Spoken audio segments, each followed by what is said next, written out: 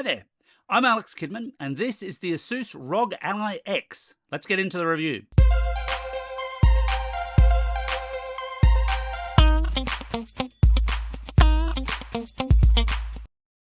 So obviously I'm not the first person to review the ROG Ally X, or indeed even the 50th, but I do have some thoughts over where it improves on its predecessor, where it sits in that broader, portable gaming space, especially here in Australia, and whether or not it's worth buying. And that first of all starts with the design. And look, honestly, compared to the original ROG Ally, not an awful lot has changed. Yes, it's gone over to a black colour scheme, which I actually think is a big improvement. And that's not just a I prefer black tech over white tech kind of thing. That's actually to do with long-term durability and how it's going to look. White tech gadgets nearly always just end up looking a little bit grimy. And that's especially true, of course, for something you're going to hold in your hands all the time, where black tends to hide those kinds of smudges a bit better. You're still looking at the same 7-inch screen that the original had, essentially the same layout of thumbsticks and buttons and so on.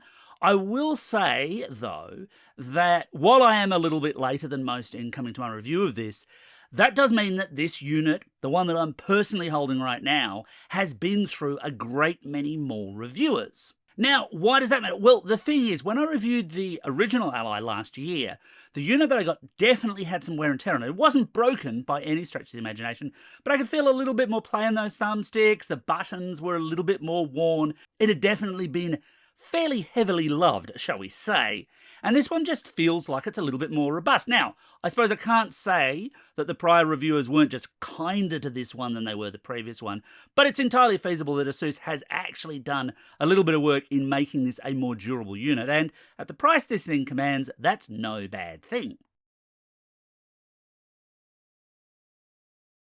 So, under the hood, the ROG Ally X actually runs the same processor as its predecessor did, which sure is a choice, but Asus has increased the RAM up to 24 gig and it's faster, and they've also doubled the SSD size, and that's also faster.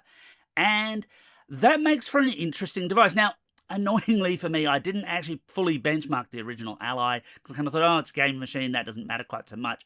So I can't do a comparison there, although I have reviewed plenty of gaming laptops. So, for example, Asus also has the Tough A14 that I've just reviewed. So how does that look in benchmark terms against the Ally X, which is, I should point out, about $1,000 cheaper? So not surprisingly, you spend more on a gaming laptop, you get better performance, but that doesn't actually mean the Ally X is a bad performer, it just means that it's sort of a little bit more mid-range, really. I mean, it'd be genuinely shocking, actually, if Asus was pumping out a really high-end gaming machine at the Ally X's price. They'd basically be cannibalizing their entire market, and I'd be advising you to go and buy a dozen of these things.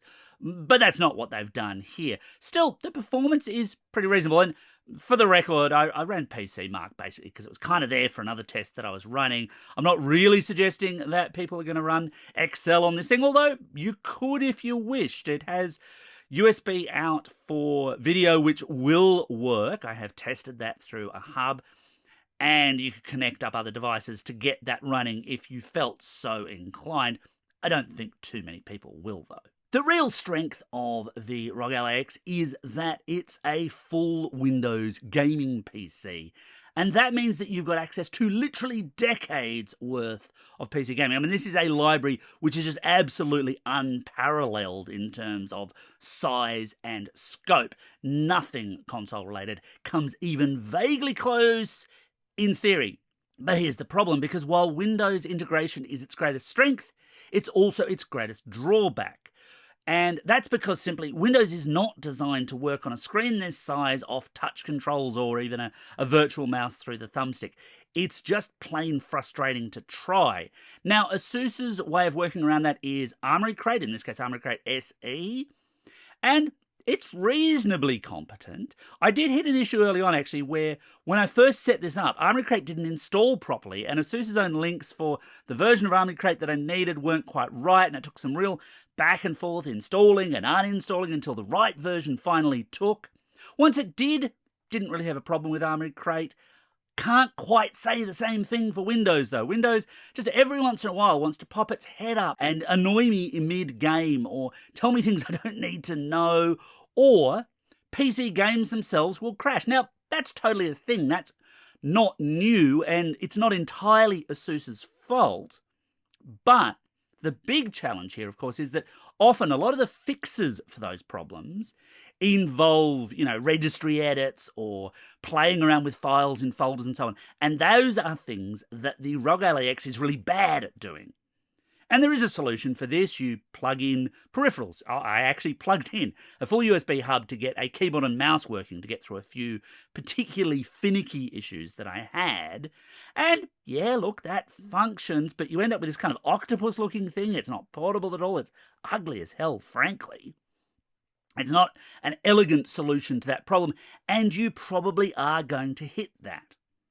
Now, the other thing here, of course, is it very much depends on the games you want to play. As a bit of a retro gamer, I've probably got a library that's a bit more skewed old, and a lot of those titles don't always play well on the ROG Ally X. Newer stuff, yeah, fine. And of course, anything that also has a console version, you're probably going to find that gamepad mapping just works out of the gate. You can play around with exactly how it's going to try and map those gamepad controls. There's a bit of tweaking. Again, this is all very PC game-ish, really.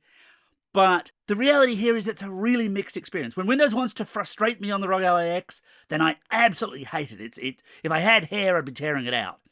But when it doesn't, it's absolutely captivating. It totally has affected my productivity this week, not in a good way. That's not great for my work ethic, but it does point to this being a really compelling and addictive machine.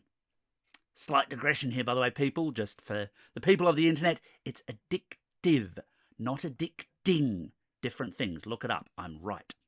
But I digress.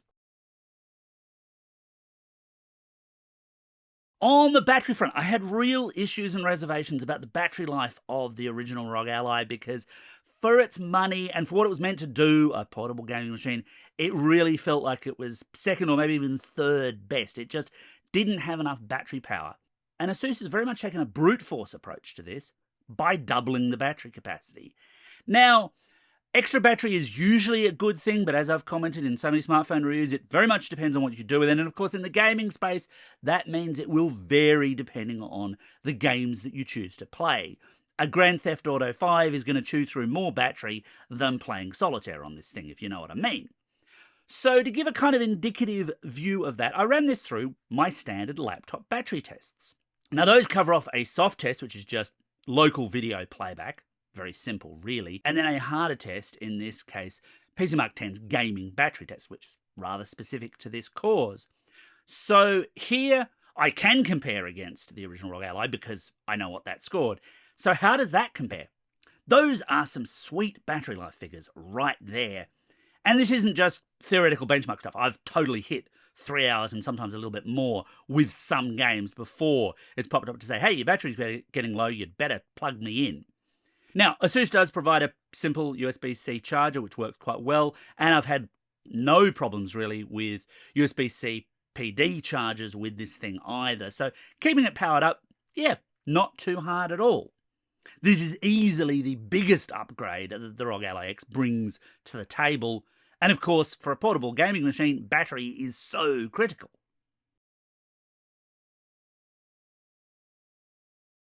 But should you buy the ROG Ally X? Well, is it a clear improvement over the original ROG Ally? Oh, absolutely. I would not look at the original ROG Ally now, even though this thing is a bit more expensive than the Ally was when it first came out. That battery life alone makes it far more worthwhile. The access to, theoretically, the full Windows games library also just gives it tons of scope for lots of on-the-go gaming fun.